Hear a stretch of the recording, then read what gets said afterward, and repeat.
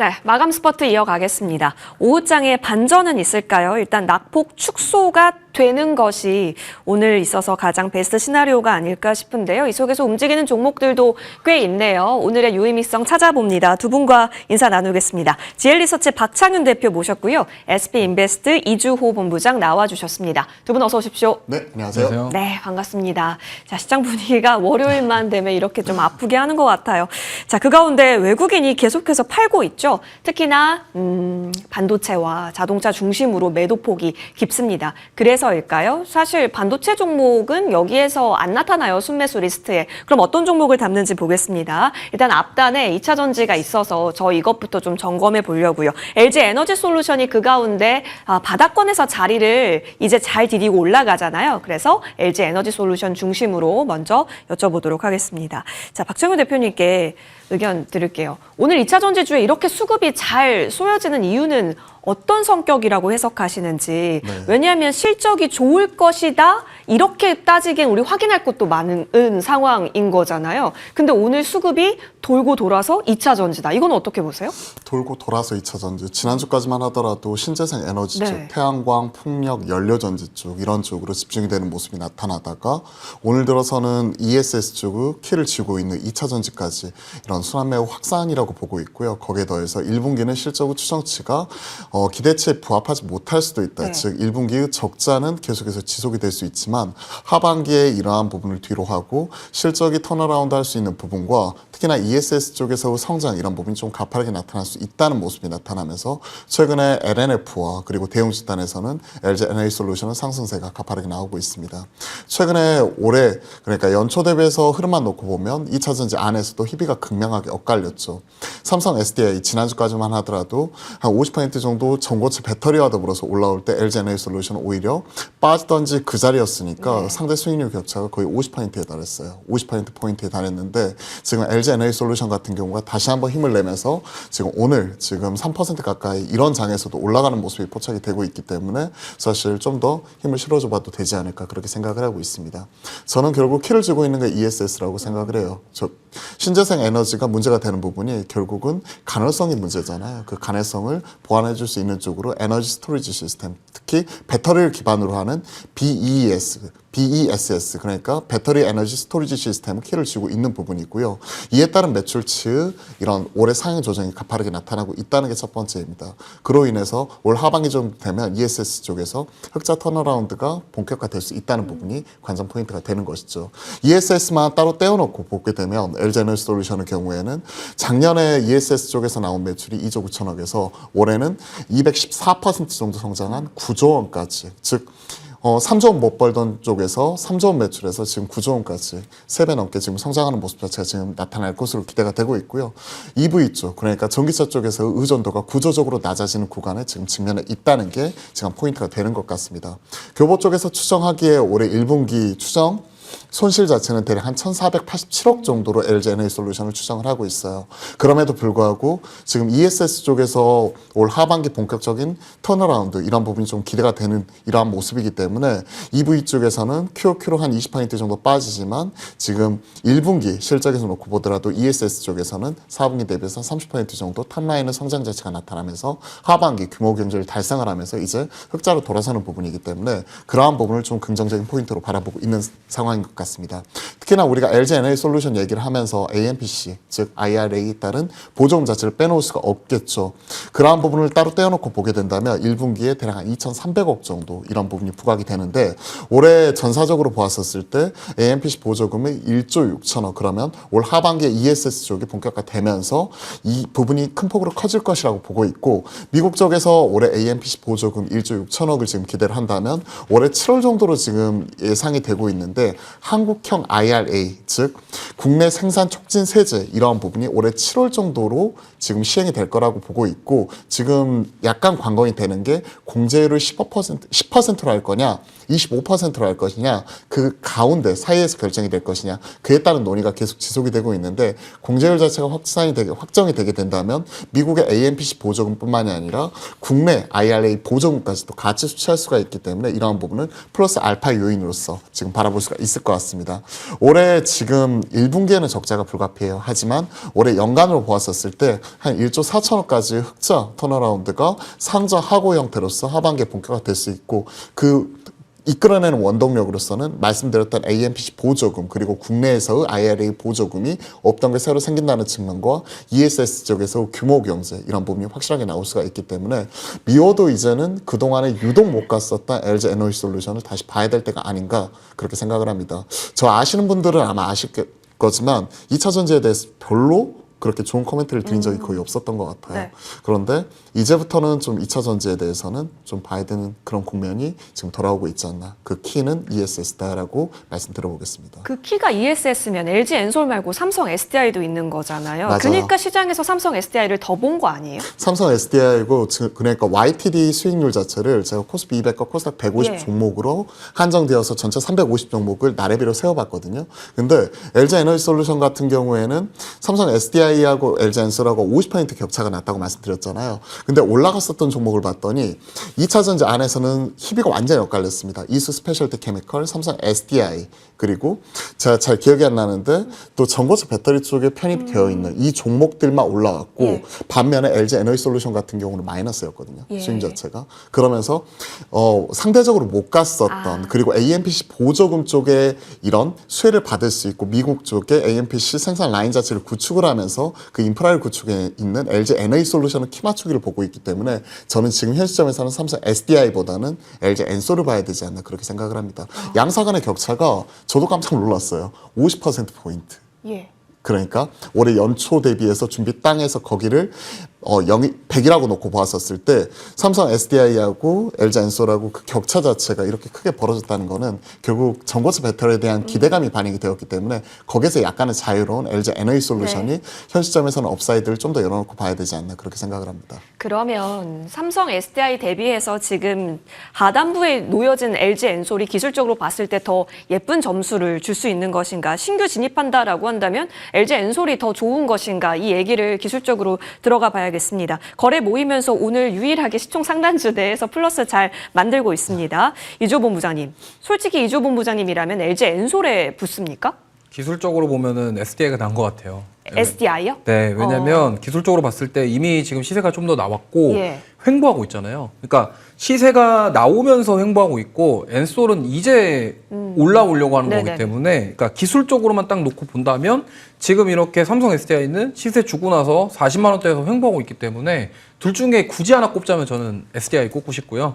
근데 이제 엔솔만의 또 매력이 있죠. 가격적인 매력이 또 예. 있다라는 점을 본다면 지금 사실 외국인의 수급이 저는 굉장히 긍정적으로 보고 있습니다. 그리고 지금 일봉상 121선을 오늘 돌파는 못했지만 돌파를 시도하고 있다는 점에서 만약에 121선 안착하게 될 경우에는 추가 시세 충분히 노려볼 수 있겠다. 이렇게 말씀드려보도록 하겠습니다. 하단 지지가 좀 단단한 쪽이 LG 엔솔이 될 수 있다면 지금 또 가격적인 매력이 있다라는 점.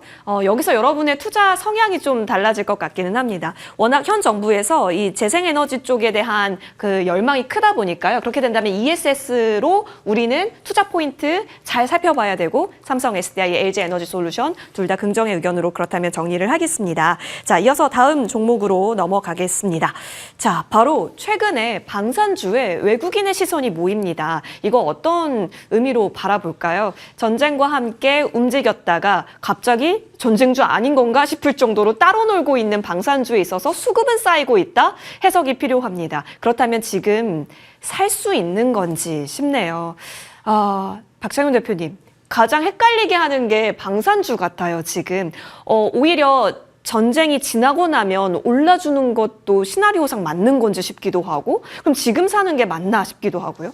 탄탄한 수주 베이스 안에서 이제 올라가는 것들을 생각을 하면 방산주 같은 경우에는 네. 오히려 시장이 흔들릴 때도 하나의 대안이 될 수가 있겠죠. 그리고 항상 지정학적 리스크가 불거지게 되면 중소형 집단에서는 빅텍, 유니드, 스페코, 퍼스텍 같은 이런 중소형 집단이 먼저 움직이고 대형 집단에서는 하나 에어로스페이스, LIS, 넥스원 그리고 현대 로템을 비롯한 항공우주가 같이 따라가는 모습이 나타났습니다. 하지만 3월달 들어서 이란 전쟁 발발 이후에 최근에 이런 방산주들 흐름을 보시면 전쟁 초기 국면에서 시장이 빠질 때 대안주 성격으로서 LIG 넥슨을 필두로 급격하게 상승하는 모습이 나타나다가 그 이후에는 오히려 빠지던지 기간 횡보하는 모습이 나타났기 때문에 수익 측면에서 놓고 보면 전쟁 발발에도 불구하고 방산주들이 힘을 못 쓰는 모습이 포착이 되었었죠. 특히나 이런 것들이 미국장에서도 동일하게 나타났습니다. 최근에 뭐 지난주부터 마이크론의 실적 발표 이후에 어느 정도 좀 빠지는 흐름이 나타나고 있지만 3월달 들어서도 메모리 스팟 가격은 어느 정도 굳건하게 유지를 하고 있는 가운데 최근에 이제 디레버리징 관점에서 이제 나스닥 빅테크들의 좀 하락 자체가 나타나고 있지만 오히려 이렇게 빠질 때 방산주들이 올라오느냐 그런 모습은 안 나오거든요. RTX 즉 레이시온과 더불어서 노스롭 그루먼 그리고 보잉이라든지 록히드 마틴 이러한 종목들의 경우에는 오히려 보합권에서 횡보를 계속해서 이어가는 모습이 나타났을 때 미국에서는 이런 지상군의 투입과 전쟁의 장기화에 베팅하기보다는 이 또한 지나가는 리스크 하나의 이벤트성으로서 좀 바라보고 있는 게 시장에서 그동안의 뷰였습니다. 하지만 지금 3월 말 들어서도 전쟁이 좀 길어지고 있고 그리고 지금 예멘 후티 반군 같은 경우에도 참전을 할 수 있고 그리고 여타 호르무즈 해협뿐만이 아니라 그 대책 경로까지도 지금 막힐 수 있다는 이런 우려감 자체가 확산이 되고 있기 때문에 그런 관점에서 다시 한번 방산주를 봐야 되는 것 아닌가 하는 모습이 오늘 다시 한번 또 얘기가 나오고 있거든요. 그렇기 때문에 저도 헷갈릴 수밖에 없는 이런 상황인 것 같아요. 만약에 지상군이 투입이 되고 전쟁이 장기화된다 그렇게 본다면 지금은 뭐 드론이나 유도무기나 이런 미사일 쪽에서 지상군까지 투입이 되게 되면 진짜 하나 에어로스페이스 하고 있는 K9 자주포라든지 그리고 천무, 다련장 로켓 같은 경우도 여기에 대해서 크게 쓰일 수가 있는 부분이기 때문에 당연히 이에 따른 수혜를 받을 수가 있는 부분이겠죠. 모르겠습니다. 사실 전쟁이 얼마나 갈지 이런 계속해서 노이즈가 나타나고 있기 때문에 사실 주가 측면에서는 이러한 것들이 여기서 추가적으로 더 갈 수 있을지 이런 것들에 대해서 좀 고민이 필요한 시점인 것 같은데요. 제 개인적인 바람으로서는 사실 이러한 것들이 좀 어느 정도 불확실성 해소 측면에서 좀 마무리가 되고 그 이후에 중동 국가들과의 이런 수출 베이스로 수출이 어느 정도 현실화되는 모습이 나타나면서 실적 베이스로 탄탄하게 좀 올라와야 되지 않을까 좀 그렇게 생각을 합니다. 그러면 앵커님께서 말씀해 주신 대로 지금 당장 전쟁이 발발했을 때는 좀 횡보하는 모습이지만 그 이후에 어느 정도 자주국방에 대한 공감대가 형성이 되면서 중동 쪽에서 계속 이런 수주에 대한 부분 자체가 터져주기 시작을 하면서 좀 올라오는 게 제일 바람직하지 않나 그렇게 생각을 합니다.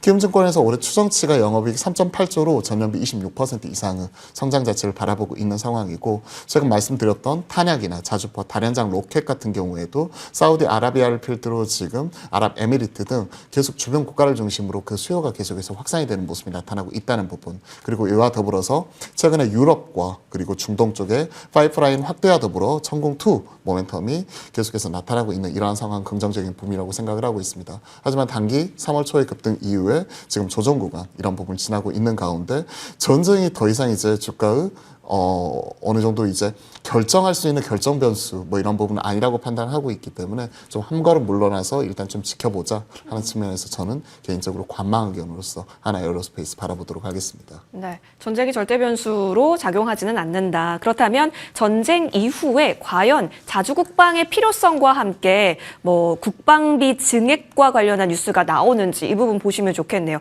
이스라엘 쪽에서는 국방비 대폭 증액했다라는 소식이 나오기도 했었죠. 그게 다른 나라 국가, 전쟁이 안 이루어졌던 국가에서도 나오는지 여부 체크해 보시면 좋겠습니다. 그런 관점에서 지금 횡보하고 있다면 자리를 잘 지켜주는 것으로 파악할 수 있을지 외국인이 정말 방산주에 있어서 지금 좀 러브콜을 보내더라고요. 그때를 기다린 매집적 성격으로 볼까요? 이조 본부장님? 일단 시간이 좀 필요할 것 같습니다. 네. 이게 지금 사실 지정학적 리스크가 이게 우리가 예측할 수 있는 부분이 아니기 때문에 불안하죠. 근데 일단 수급만 보면은 외국인과 기관의 수급은 긍정적인데 저는 이거를 지금 굳이 살 필요는 없을 것 같아요. 왜냐면 3월 달에 변동성이 나왔던 이유는 전쟁 때문입니다. 그러면 전쟁 때문에 올랐던 부분들이 다 그대로 지금 원점으로 돌아왔거든요. 그럼 이 상황에서 그러면 이제 앞으로 하나 에어로스페이스의 수출이라던가 실적이라던가 이런 것들을 봐야 되는 상황인데 지금 그렇다고 한다면 약간 이제 잘 될 수도 있겠지만 네. 확인이 좀 필요합니다. 무슨 말이냐면 주가가 올랐던 이유가 전쟁 때문인데 이게 만약에 종전이 돼버리면은 그 기대감이 또 소멸될 수가 있고 만약에 장기화 된다고 하더라도 실제로 이게 실적이 제대로 나올까? 이거에 대한 의문. 왜냐면 지금 현재 전투에 가장 많이 쓰이는 게 드론이기 때문에 그렇습니다. 그래서 이러한 부분들은 좀 확인해 볼 필요가 있다고 싶어서 제가 봤을 때는 좀 관망하자 이 말씀 드리겠습니다.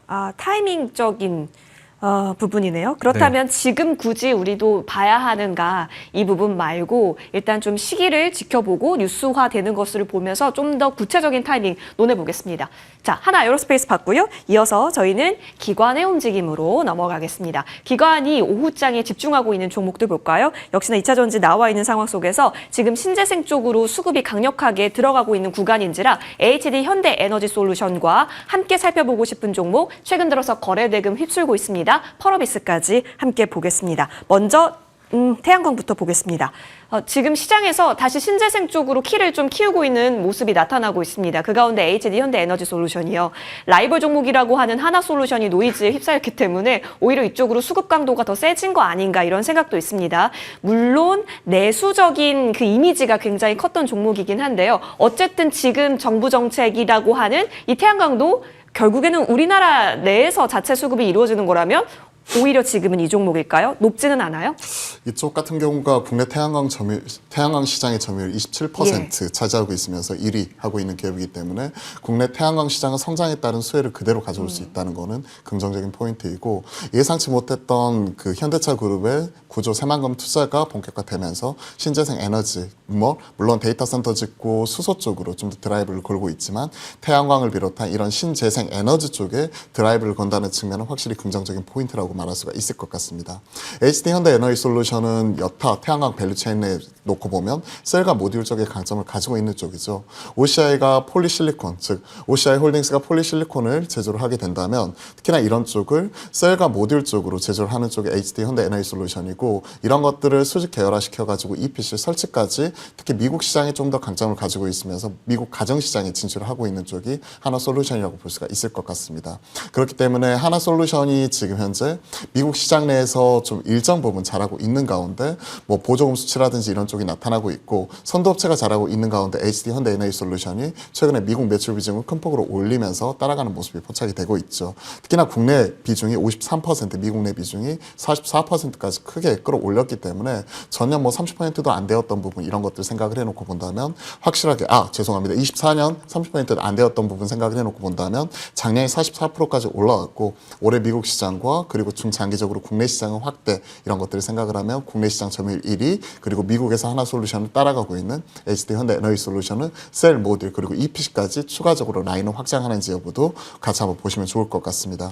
특히나 이제 우리가 눈여겨봐야 될 게 최근 신재생 에너지 쪽 같은 경우가 이런 대체 에너지 쪽에서 각광을 받고 있는 쪽이고 현실적인 대안으로서 이제 풍력, 해상 풍력이랑 풍력, 지상 풍력도 얘기를 하고 있지만 태양광 쪽이 가장 첫선에 꼽히고 있고요. 이러한 것들이 데이터 센터 내에 있는 온사이트 발전원에 같이 들어가면서 이제 뭐 연료전지라든지 뭐 SOFC 쪽이겠죠. 연료전지나 그리고 가스터빈 쪽 이런 부분과 맞물려 가지고 태양광이나 풍력 같은 경우도 일부 ESS와 연결지어 가지고 자체 온사이트 발전원으로서도 같이 언급이 되고 있고요.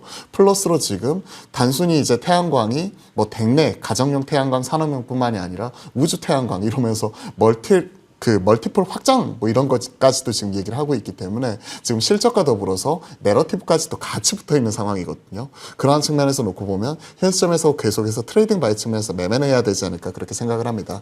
참고로 이제 24년도에 영업이익 기준으로 35억 정도를 기록을 하면서 힘든 시기를 거쳤다면 작년에 412억으로 확실하게 성장하는 모습, 탑라인 자체는 한 15% 정도 성장을 했지만 이익 단위 10배 이상 개선이 되는 모습이 나타나면서 24년 35억에서 작년 412억 정도로 상장을 했고 올해 FM 가이드 추정치가 올해 영업이익 작년 412억에서 더블업 정도 하는 835억 정도로 지금 추정을 하고 있기 때문에 확실하게 올해 실적적인 측면에서도 긍정적인 부분과 말씀드렸던 우주 태양광까지 붙이면서 이런 멀티플 리레이팅 확장도 같이 나타나고 있는 상황입니다. 그리고 최근에 HD 현대에너지솔루션이 연초에 지금 얘기를 하는 그 매출 가이던스 뭐 이런 부분을 놓고 보면 6,122억 정도인데 뭐 이러한 것들이 지금 해외 시장 특히 미국 내의 성장 이런 것들이 반영이 되었고 국내 시장 성장은 지금 반영이 안 된 걸로 알고 있거든요. 그런 부분까지 플러스 알파 요인으로 붙게 된다면 확실하게 좀 긍정적인 부분이 되지 않을까. 시장에서는 7천억 이상을 바라보고 있기 때문에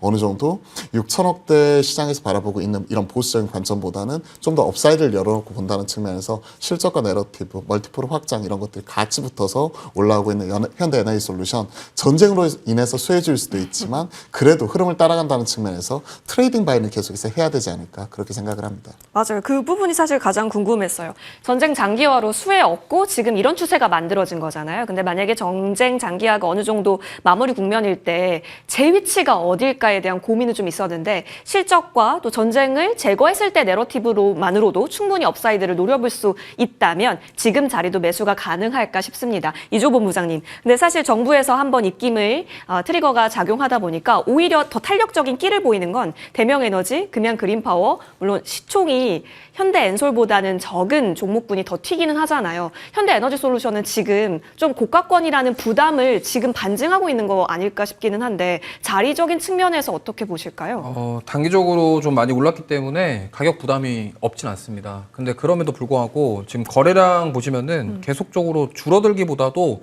조금씩 들어오고 있거든요. 그래서 만약에 이거는 이제 서해안 에너지 고속도로와 네. 그 새만금에 대한 부분들이 구체화됐을 때 추가 상승 여력도 충분히 있어 보인다. 왜냐하면 앞서 말씀하신 것처럼 현대에너지솔루션은 국내 매출 비중이 높아요. 네. 그러다 보니까 정부 정책의 수혜를 받을 가능성이 굉장히 크다라는 점. 이게 핵심 포인트고요. 삼형제가 있지 않습니까? 하나솔루션이랑 오시아홀딩스랑 있는데 오시아홀딩스 같은 경우는 지금 폴리실리콘에 대한 반사이익 가능성, 특히나 미국이 탈중국에 대해서 의지가 강하기 때문에 이쪽으로 지금 오시아홀딩스는 이쪽으로 보시면 좋겠고 현대에너지솔루션은 새만금이랑 서해안 에너지 고속도로에 국내 정부 정책 수혜를 받을 가능성이 네. 높다. 그다음에 하나솔루션은 사실 이번에 유증 때문에 사실 그 밸류업에 약간 반하는 내용으로 갔잖아요. 근데 제가 봤을 때는 개인적으로 이 철회될 가능성이 매우 높습니다. 그러니까 이수페타시스와 비슷한 흐름이 나올 가능성이 높기 때문에 지금 세 가지는 다 각자 다른 포인트로 좀 접근해 보시는 게 좋을 것 같고 저는 그 중에서도 우리나라 정부 정책과 가장 밀접하게 연결될 수 있는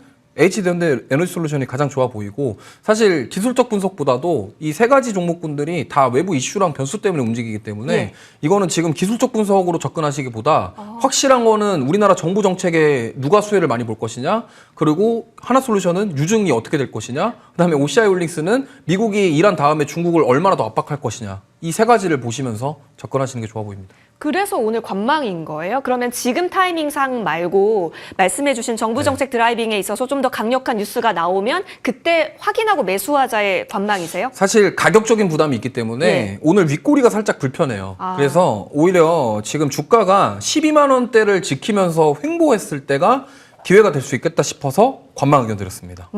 알겠습니다. 오히려 어느 정도 적정 구간까지 좀 일부 조정을 용인해 준다면 그때 안전하게 매수하고 지켜보는 것이 어떻겠냐. 모멘텀 강도로 봤을 때 두 분의 의견이 모두 긍정적입니다. 이 부분 체크해 봤습니다. 자, 이어서 다음 종목 도와드리겠습니다. 펄어비스인데요. 굉장히 강하죠. 이럴 거면 차트 왜 이렇게 무너뜨렸나 싶은데 어쩔 수 없는 게 또 주식인가 봅니다. 자, 박창현 대표님, 펄어비스가 하한가 때 매도하신 분들을 정말 아프게 하고 있는데 어쨌든 주가가 되살아나서 참 다행입니다. 되돌림 나왔습니다. 갭도 메웠고요. 이제 원래 자리 왔어요. 이제부터는 하락했을 때 들어가신 분들이 나올 자리인 건지 아니면 플러스 알파를 확인해야 할 자리가 돼버렸는데 지금 들려오는 소식들에 따르면 굉장히 좋잖아요. 믿고 들어가도 될 자리라고까지 보세요? 조정 시 매수 관점, 조정 그러니까 플러스 알파에 대해서 저는 예. 좀 더 손을 들어드리고 싶습니다.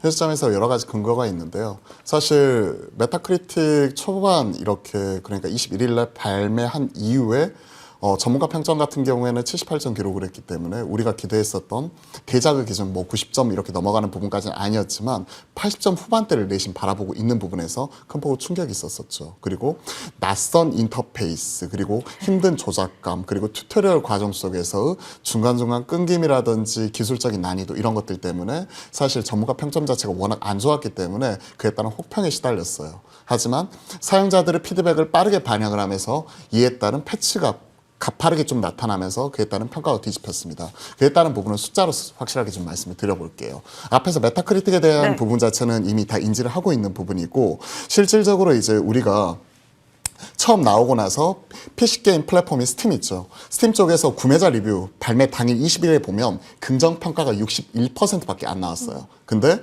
실질적으로 23일 날 이런 불편한 부분 자체를 반영을 해서 대형 패치가 있었거든요. 21일 날 발매 이후에 23일 날 대형 패치가 있었는데 긍정 평가 61%에서 대형 패치 이후에는 긍정 평가가 87%에서 90% 계속해서 그 유지를 하면서 전체 긍정 평가가 최초 61%에서 지난 주말 기준 지난 금요일까지 78%까지 올라가 버렸어요. 몰랐네요. 그렇죠. 그리고 실제 이제 스팀 내 동시 플레이 접속자 그 수치를 보면 사실 출시 초기에 만겜 이런 얘기를 하면 금요일 날 이게 오픈이 되었고요.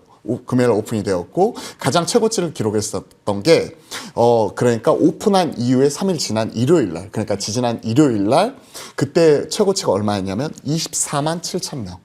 그렇기 때문에 지난 주말에 관건은 뭐였냐면 기존 고점이 24만 7천 명을 넘길 수 있을 것인가. 만약 만큼이면 24만 7천 명이 아니라 10만 명 언더로 확 떨어져 버려야죠. 근데 지난 주말에 일요일날 기록했었던 최고치를 봤더니 27만 6천 명으로 기존의 고점을 19,000명 이상 높였습니다. 올렸죠. 그리고 23일 대형 패치 이후에 평균 접속자 수가 18만 명 이상으로 평일에도 굳건한 모습이 나타나는 가운데 주말에 27만 6천 명으로 찍어버리니까 숫자로서 증명이 된 거야. 그러면서 오늘 DS증권에서 나온 리포트 보니까 올해 추정치는 이미 300만 장 팔았고 플러스로 기존의 추정치를 600만 장에서 올해 1년 내 800만 장까지 확 올리면서 올해 실적을 매출 9,674억에 영업이익 4,536억 흑자 전환으로 확실하게 끌어올렸죠. 그렇기 때문에 펄어비스뿐만이 아니라 펄어비스가 주도하는 게임주 전체의 리레이팅까지 얘기하면서 분위기를 완전히 180도 바꿨습니다. 예. 기존에 워낙 밈이 많이 나왔잖아요. 그러면서 사람들 평가가 참 이게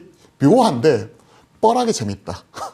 뻔하게 재밌다. 좀 비속어를 쓰기는 좀 그렇지만 뻔하게 재밌다. 뻔하게 재밌다. 이런 표현을 하던데 뭐 저도 거기에 게임에 대해서 제가 직접 해보진 않았는데 저희 연구원이 여기에 대해서 진심이거든요. 그러면서 해보더니 할 만한 가치가 있고 이건 하면 할수록 재밌다. 그리고 그래요? 주말 사이에 대형 패치가 나와가지고 네. 또 사용자들 불만 중에 하나가 좀 먼 거리 이동하는 데 있어서 좀 불편함이 있었는데 탈 것을 새롭게 업데이트해가지고 날라서 이렇게 갈 수 있는 이런 부분도 새롭게 만들어졌다고 하더라고요. 이거는 실제 게임하시는 분들이 느끼겠지만 그러면서 확실하게 개선이 되는 모습이 숫자로서 증명을 하기 때문에 장기 흥행에 대한 기대감 자체가 어느 때보다 높아진 상황이라서 저는 기존의 고점 돌파 플러스 알파까지도 좀 노려볼 수 있지 않나 그렇게 생각을 하고 있습니다. 분위기 탔네요. 그렇기 분위기 때문에 탄것 플러스 같아요. 알파를 지금 얘기해 주시고 네. 우리 시청자님께서 펄어비스의 붉은 사막이 아니라 펄어비스의 변동 사막이다 이렇게 얘기했는데 이제 상승 변동으로 지금 나올 수 있을지 이조 본부장님이요. 지난주 목요일 탑픽이 펄어비스였습니다. 네. 그러면 지금 궁금한 건 이 자리에서 나올 생각이신지 아니면 더 끌고 가실 생각이실지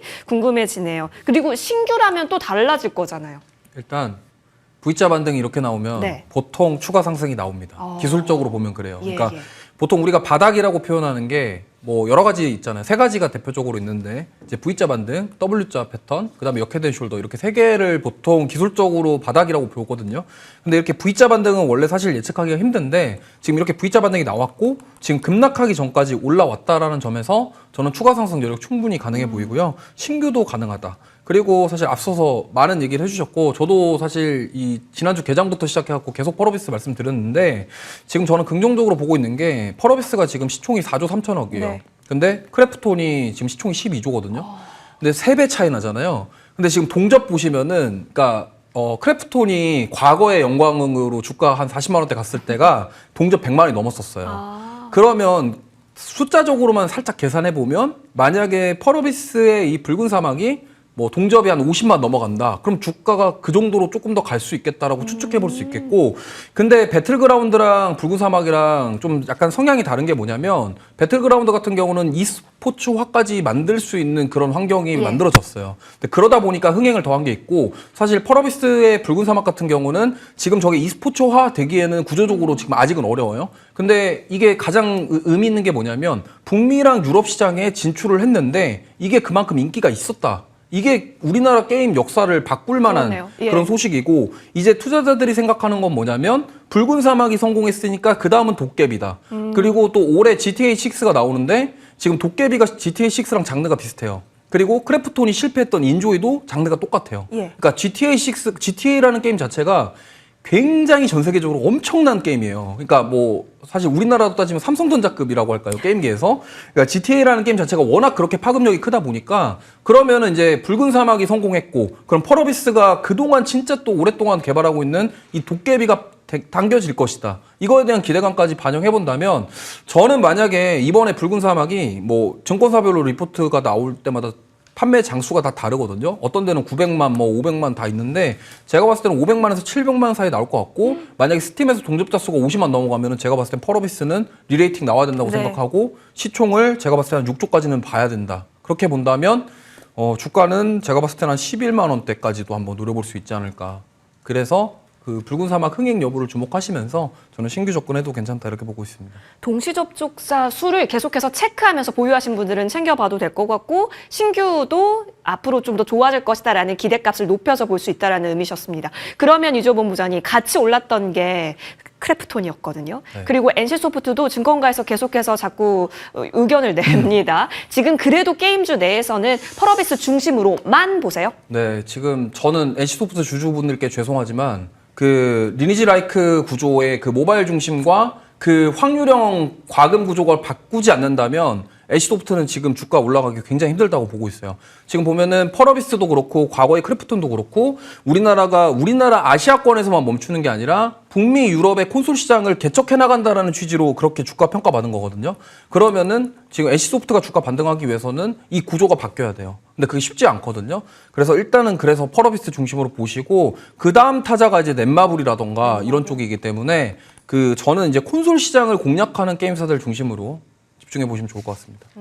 알겠습니다. 지금은 펄어비스가 더 시총을 키우는 가운데 게임주 전반적으로 흘러 들어갈지 그거는 차후의 이야기인지라 펄어비스의 기대력을 좀 더 높여보겠습니다. 두 분의 의견은 현재 되돌림 잘 나왔고 플러스 알파까지 본다로 기결이 되네요. 여기까지 얘기 나누겠습니다. 함께해 주셔서 고맙습니다.